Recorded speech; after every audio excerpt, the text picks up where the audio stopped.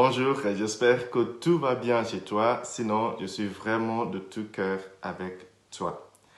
Aujourd'hui, le Seigneur nous rappelle l'importance d'avoir la loi ou les règles ou les principes dans sa vie.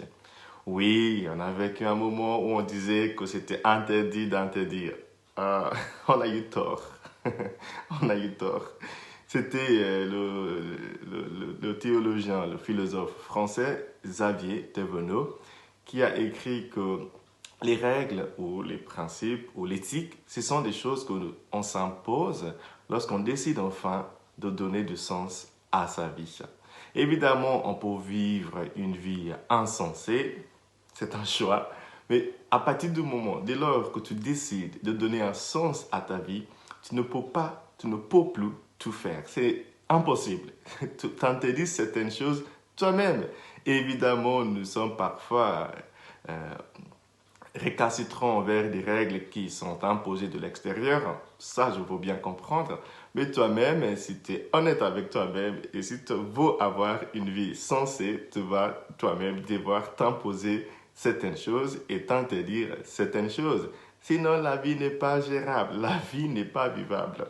Aujourd'hui, nous voyons le peuple de Dieu qui venait de sortir de l'esclavage, ils ont traversé la mer Rouge, ils sont maintenant dans le désert, ils sont en train d'entrer dans la terre promise, c'est-à-dire ils sont en train d'entrer dans une vie sensée. C'est ça que cela veut dire. Quand on commence à vivre une vie sensée, cela veut dire qu'on est rentré dans la terre promise.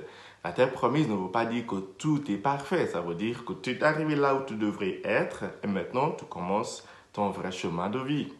Voilà, donc ils arrivent en ce moment-là et Dieu leur donne les deux tablettes de la loi. La première tablette, c'était pour les relations avec Dieu. Et la deuxième tablette, il y avait 3 lois inscrites sur la première tablette. Et la deuxième tablette, il y avait 7 lois. Vous connaissez les 10 commandements. Ce n'est pas tout à fait des commandements, c'est les 10 paroles, les 10 conseils. Voilà, si vous voulez, ce sont les 10 boussoles que Dieu donne à son peuple pour naviguer la vie, pour qu'ils aient une vie sensée. Voilà, c'est comme ça qu'il faut plutôt le voir. Ce sont les 10 paroles, parce que décalogue, déca veut dire 10, et logos, c'est le sens, c'est la science, c'est l'étude, c'est le chemin étudié, voilà, c'est le chemin étudié des choses, le chemin vérifié des choses, de comment vivre, en fait. Pas Jésus, Moïse dit ces 10 paroles au peuple de Dieu.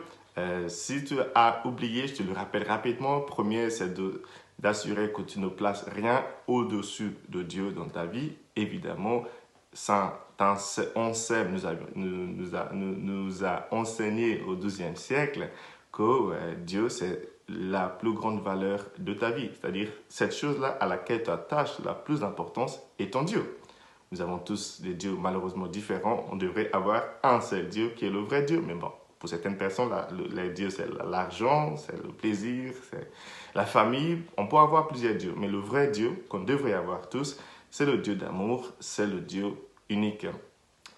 Et le deuxième commandement, c'est de ne pas jurer au nom de Dieu. En d'autres termes, il ne faut pas tromper des gens en t'appuyant sur une valeur transcendante que toi-même, à laquelle toi-même tu n'y adhères pas. Troisièmement, il faudrait respecter le sabbat. Le sabbat, c'est le jour de repos. Dieu dit, travailler, oui, mais il faut aussi trouver un jour dans la semaine où tu te reposes. Donc, ce sont les 3 commandements, les 3 paroles qui concernent notre relation avec notre valeur la plus transcendante, qui est Dieu. Deuxième tablette, il y a 7 commandements, ou 7 paroles, je préfère le mot parole. Quatrième, donc, c'est il faut honorer ses parents et ses ancêtres. Évidemment, dimanche prochain, c'est le dimanche des personnes âgées, le dimanche des anciens, et le pape François nous invite tous et toutes à fêter les bienfaits de nos parents, de nos ancêtres, des choses qu'on nous a transmises, afin d'avoir les longs jours sur terre. C'est le seul commandement avec une promesse. Nous avons le 5e qui nous dit qu'il ne faut pas tuer, il faut soutenir la vie. Il faut soutenir la vie, il ne faut jamais ôter la vie à quiconque. 6e, c'est de ne pas commettre l'adultère. Il faut respecter les vœux du mariage et de toute relation. 7e, c'est donc de ne jamais mentir. Il ne faut jamais mentir. Pardon, il ne faut jamais voler, ça c'est le 7e. Il ne faut jamais voler ce qui n'est pas à nous. Et le 8e, c'est ne jamais mentir ou porter un faux témoignage. Le 9e, c'est de ne pas convoiter des choses qui appartiennent aux autres, notamment leurs femmes. Est-ce que je viens de dire chose pour une femme? Désolé. Il ne faut pas convoiter la femme d'autrui. Et le 10e, c'est de ne pas convoiter des choses qui appartiennent aux autres. Ce sont les 7 commandements qui relèvent à notre relation les uns avec les autres.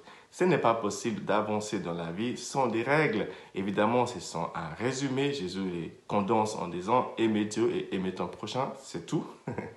Nous savons bien sûr que nous avons besoin des principes, des règles pour donner un sens à notre vie. Ce sont juste des grandes lignes.